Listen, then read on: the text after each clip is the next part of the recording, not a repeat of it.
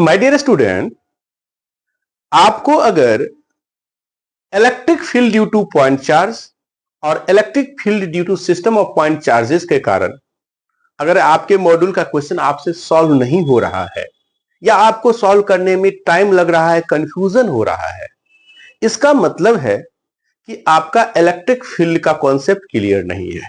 तो मैं जो ये सॉल्व करने जा रहा हूं एग्जांपल 1.9 एनसीईआरटी का, अगर इस सॉल्यूशंस को तुम ठीक से देखते हो तो आपका थ्योरेटिकल कॉन्सेप्ट भी ठीक हो जाएगा और आप फाइंड आउट करोगे, महसूस करोगे कि आप बहुत आसानी से अपने मॉड्यूल के क्वेश्चंस को इजीली बहुत शॉर्ट टाइम में सॉल्व कर सकते हो, सॉल्व करना शुरू कर दोगे। तो आप अपना कॉन्सेप्ट क्लियर करना चाहते हो तो पूरे वीडियो को ठीक से वॉच करना पड़ेगा। देखो, अब क्वेश्चन क्या है कि 2 point charges Q1 and Q2 of magnitude plus 10 to the power minus 8 coulomb and minus 10 to the power minus 8 coulomb respectively are placed 0.1 meter apart. Calculate the electric fields at points A, B and C as shown in figure.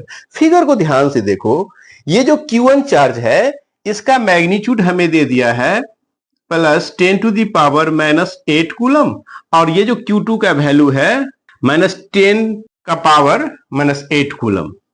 यानी कि ध्यान से देखोगे, अगर इस charge के value को फिलहाल प्लस क्यू ले लोगे, Q1 के वैल्यू को मैग्नीट्यूड को प्लस क्यू ले लो और Q2 के वैल्यू को माइनस क्यू ले लो, यानी मैग्नीट्यूड ऑफ चार्ज सेम है, इसलिए एक चार्ज को प्लस क्यू ले लेंगे, दूसरे चार्ज को अगर माइनस क्यू लेंगे तो हम एक फॉर्मूला बना देंगे। आपको एक फॉर्मूला का फॉर्मेट बनेगा और उसमें लास्ट में वैल्यू पुट करके इजीली आप सॉल्व कर सकते हो।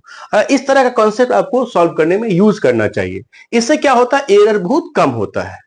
तो देखो, 3 पॉइंट पे हमें फील्ड फाइंड करना है, तो मैं तीनों के लिए अलग अलग डायग्राम यूज करता हूं। ध्यान से देखोगे, ये क्वेश्चन बन जाएगा आपके मॉड्यूल में।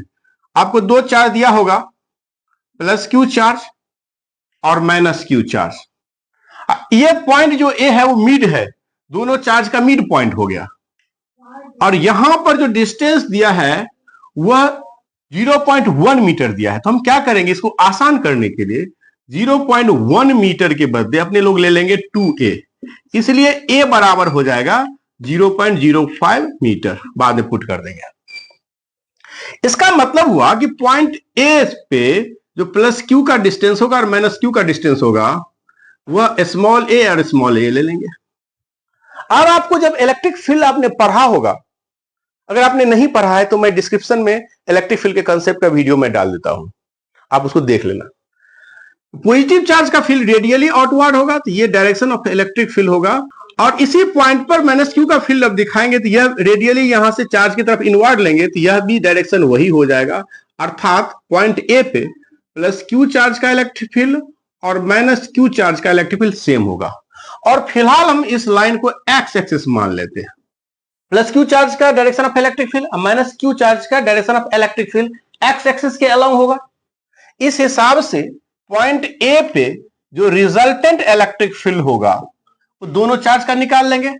तो प्लस क्यू चार्ज का अगर हम निकालेंगे, प्लस क्यू कर दो, तो वह आ जाएगा के क्यू बाय, यहां से यहां तक डिस्टेंस ए ले लिए हैं, ए स्क्वायर आई कैप प्लस के क्यू बाय ए स्क्वायर और आई कैप। दोनों का डायरेक्शन सेम है, मैग्नीट्यूड भी सेम है, आंसर आ जाएगा 2k³ बाय ए स्क्वायर। लास्ट में मैं मैग्नीट्यूड आपको निकालना दिखाऊंगा। अब देखो, पॉइंट ए पे आ गया, पॉइंट बी पे जब फील्ड निकालेंगे तो ध्यान से देखो, पॉजिटिव चार्ज का रेडियली आउटवर्ड होगा, ये डायरेक्शन होगा प्लस क्यू चार्ज का और ये डायरेक्शन होगा electric field to minus Q charge का। ध्यान से देखोगे तो डायरेक्शन ऑफ इलेक्ट्रिक फील्ड तो दोनों का अपोजिट है ही, लेकिन मैग्नीट्यूड प्लस क्यू चार्ज का मच ग्रेटर देना। इस हिसाब से इलेक्ट्रिक फील्ड अगर आप निकालते हो कहां पर, बी पर, तो ध्यान से देखोगे बी पर जो पॉजिटिव चार्ज का फील्ड होगा, ई प्लस क्यू चार्ज का field plus E minus Q charge का फील्ड, तो प्लस क्यू चार्ज का जो फील्ड होगा वो होगा के क्यू बाय डिस्टेंस कितना है, ध्यान से देखो, डिस्टेंस इसका यहां से यहां तक ए है, तो ए स्क्वायर होगा, लेकिन यहां लग जाएगा माइनस आई कैप, क्योंकि रेडियली आउटवर्ड का मतलब हुआ एक्स एक्सिस के जस्ट अपोजिट। लेकिन प्लस क्यू चार्ज का निकालोगे तो उसका होगा के, ये प्लस क्यू का हो गया, माइनस क्यू का निकालोगे तो के क्यू, और यहां से यहां तक का डिस्टेंस आपको दिखाई पड़ रहा है कितना, 3a का होल स्क्वायर, और उसका लग जाएगा आई cap. Q by A square दोनों में कॉमन आ जाएगा, इसमें -1 ले लो क्योंकि आई कैप कॉमन ले लेंगे, और ये हो जाएगा +1/9 और आई कैप। रिजल्टेंट फील्ड का डायरेक्शन एक्स एक्सिस के अपोजिट हो जाएगा। तो ध्यान से देखोगे -8 के क्यू बाय ए स्क्वायर आई कैप। ओके, अब आपका ये रिजल्ट निकल गया बी पे। अब हमको कहां निकालना है, सी पे। तो सी पे रिजल्ट जब हम निकालेंगे तो हम देखेंगे प्लस क्यू चार्ज का जो डायरेक्शन होगा रेडियली आउटवर्ड इस डायरेक्शन में हो जाएगा। This is the electric field of charge plus Q का। और जिस पॉइंट पे हमको फील्ड निकाला रहता है उस पॉइंट पे हमें डायरेक्शन दिखाने के लिए क्या करेंगे, उस पॉइंट से जो एरो लेंगे वो चार्ज के अलाउंग ले लेंगे अगर निगेटिव चार्ज है। ये direction of electric field of negative charge हो गया। अब एक ही पॉइंट पे दो वेक्टर देख रहे हो, और चूंकि ये लेंथ 2a है, ये 2a है, ये 2a है, तो तुमको समझना होगा ये एंगल हो जाएगा 60 डिग्री। अब दोनों फील्ड का मैग्नीट्यूड क्या हो गया, सेम। अब हम लोग पैरेललोग्राम लगाएंगे और ये हो जाएगा resultant electric field at point C. Okay, अब इस सी को ध्यान से देखोगे। अब यहां पर वेक्टर का कॉन्सेप्ट है, मैं एक केस वेक्टर में पढ़ाता हूं, केस 4 का कॉन्सेप्ट। वो केस 4 लगाएंगे और ये चुटकी में सॉल्व होगा। अब एनसीईआरटी किताब ने इसको क्या किया, कंपोनेंट में तोड़ दिया, हमको कोई कंपोनेंट निकालने की जरूरत नहीं है।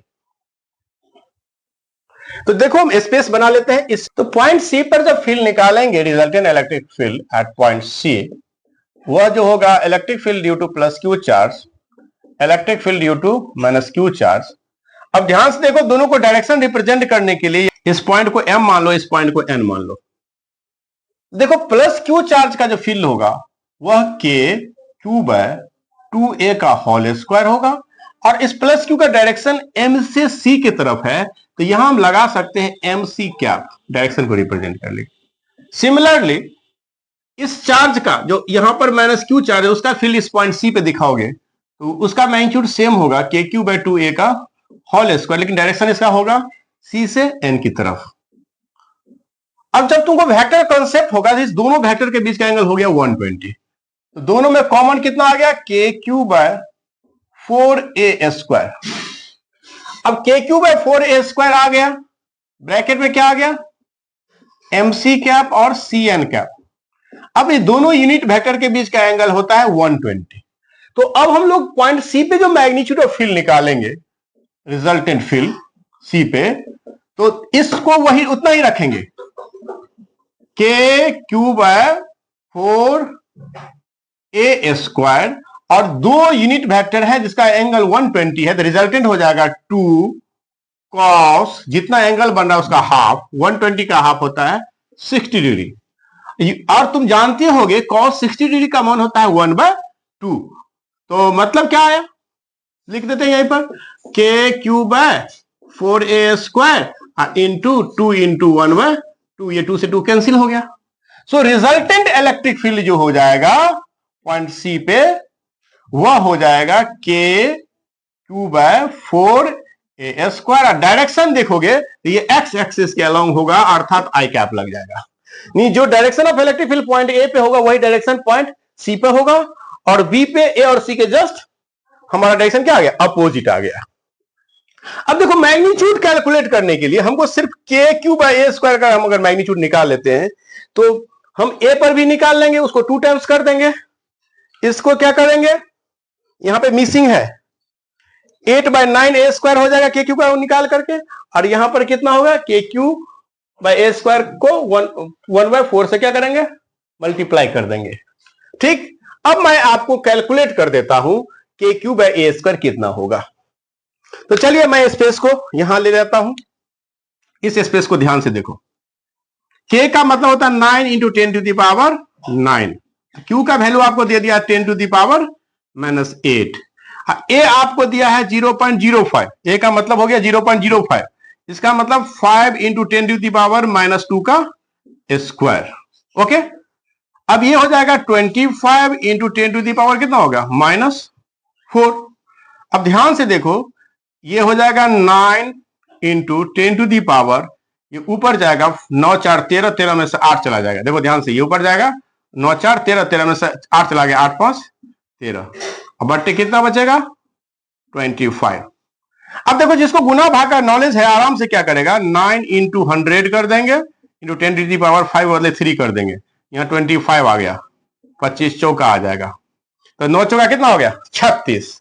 यानी कि 3.6 into 10 to the power 4 newton पर कूलम वैल्यू आ जाएगा किसका, के क्यूब ए स्क्वायर का वैल्यू आपका आ जाएगा कितना 3.6 into 10 to the power 4 newton पर कूलम।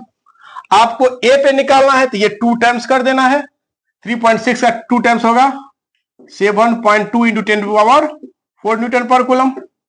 अब सके बी पे निकालना है तो आप मैग्नीट्यूड सिर्फ निकालोगे तो 8/9 इंटू के क्यू का मान कितना है 3.6 इंटू 10 पावर 4, 9 चौका 36, 0.4 होगा, 8 चौका 32, 3.2 इंटू 10 पावर कितना आएगा 4 न्यूटन पर कूलम।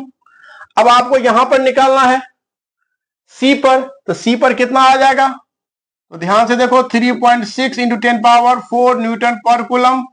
अब बाय कितना कर दोगे 4 4 9 में 36, 0.9 अर्थात 9 इंटू 10 पावर 3 न्यूटन पर कूलम। तो हमें लगता है कि अगर आपने वीडियो को वॉच किया होगा तो आपको यह समझ में आया होगा। अगर और ज्यादा आप कॉन्सेप्ट चाहते हो तो इस वीडियो को लाइक करो, चैनल को सब्सक्राइब करो और कमेंट करके बताओ किस तरह के क्वेश्चन में आप फंस जाते हो, किस तरह के क्वेश्चन में आपको परेशानी आता है। मैं उस क्वेश्चंस का सॉल्यूशन बेहतर ढंग से आपके बीच रखूंगा। आपका आंसर, थैंक यू।